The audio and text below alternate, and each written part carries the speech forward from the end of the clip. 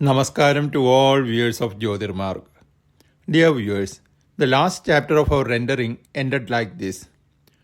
As decided by Duryodhan, King Dhrutharashtra suggested to the Pandavas to go to the city of Vaaranaavatha and to partake in the grand celebrations and festival of Lord Shiva.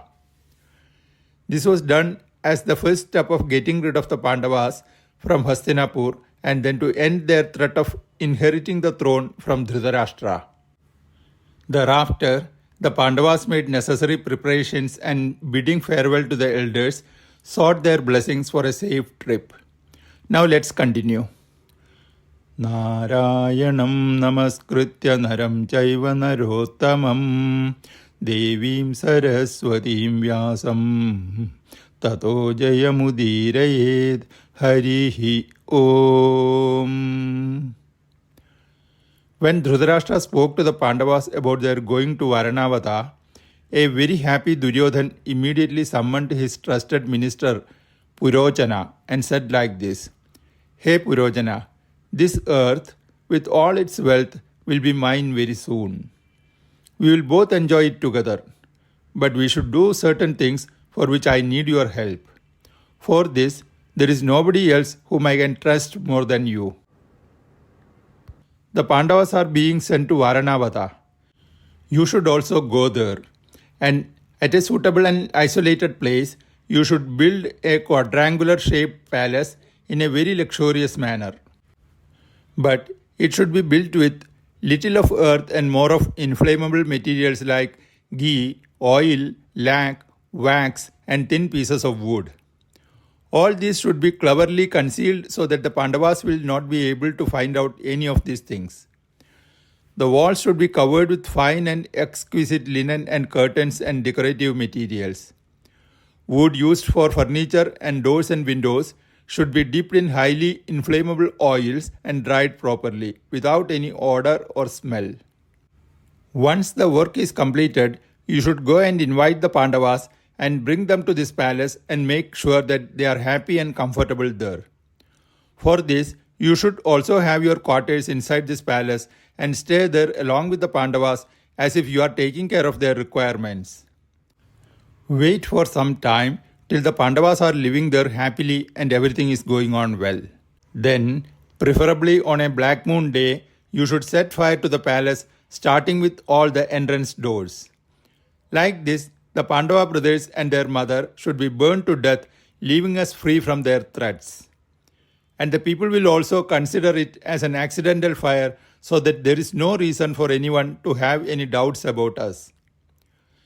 Listening to the words of Duryodhan, Purojana agreed to do like that and, bidding farewell to him, started his journey to Vaaranaavatha in a chariot drawn by swift and fast horses. Meanwhile, the Pandavas coming out from the palace touched the feet of their elders and also the feet of the elders among the public who had assembled in front of the palace. Then they embraced their equals and accepted respectful farewell from those who were younger to them. Like that, the Pandavas along with their mother Kunti walked towards the royal chariot which was waiting for them. Vidura, who was the younger brother of their late father Maharaja Pandu, and who is now the Mahamandri of Hastinapur, and several citizens also accompanied them in a sorrowful mood to their chariot. Some of the senior citizens, who were bold and fearless, expressed their thoughts aloud and said that the wicked king Dhrutharashtra is wrongfully sending these Pandavas away from Hastinapur. The king is not treading the path of dharma, they said. He is showing partiality for the benefit of his own children. How can the great Bhishma, who claims to be the caretaker of the Kurus, allow this to happen? The Pandavas are the rightful heirs of this kingdom, and with their karma also, they have proved that they are eligible for it. Fairness, success and prosperity will prevail there where the Pandavas are living. So if they are being sent away, then we should also follow them." Listening to these reflections of their citizens, with a very sorrowful mindset, Yudhishthira, the eldest Pandava, addressed them like this: "The king is like our father, and he is also our guide. As it is, he deserves our respect and regards, and hence we are dutifully bound to obey him. You all are our well-wishers. So please be good to us by blessing us and then returning to your home. At a different time and in a different situation, we shall be happy and obliged if you will be able to do things which will be beneficial to us." Thereupon, they all blessed the Pandavas and then went back to their abodes. After the departure of the citizens, when they were all alone, Vidura talked to Yudhishthira in the Mlecha language which was not understood by anybody else. Vidura said, "One should try to understand other people and their thoughts and should always follow the dharmas and shastras. Using one's own intellect and wisdom, one should foresee the schemes of their enemies and take steps to escape from dangerous situations caused by those enemies. One who knows about the dangers which are not caused by metallic objects alone, but which are also capable of causing physical injuries, will escape from dangers. One should realize that the enemy who will use those things which can destroy the forest and the snow will not be able to destroy those who are inside the caves. One who realizes this will escape from the dangers caused by such enemies." Dear viewers, here the meaning is like this.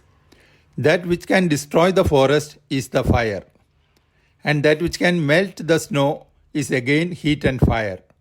But when there is a threat from fire, one can escape from it by being inside a cave. Vidura continued, "The blind man doesn't know the way, nor does he have any sense of direction.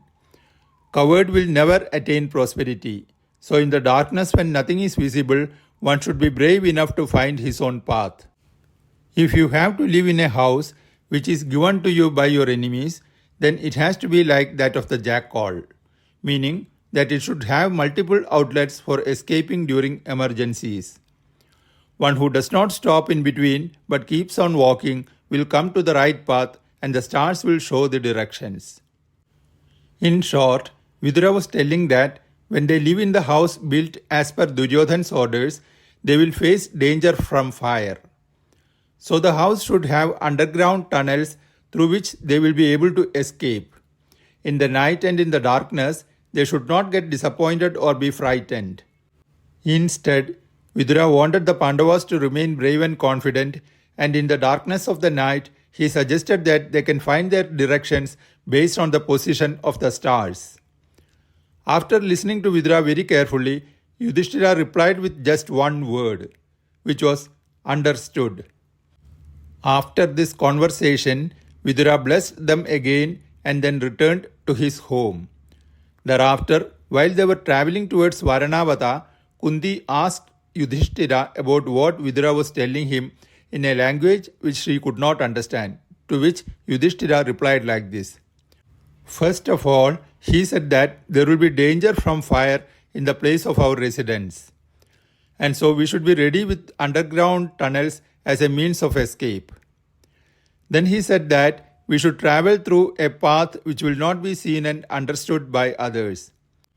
Finally, he said that if we live truthfully with courage, controlling the five senses or the Panchendriya, then we will win over our enemies and rule this earth. And as my reply to this, I said I have understood the meaning of his words.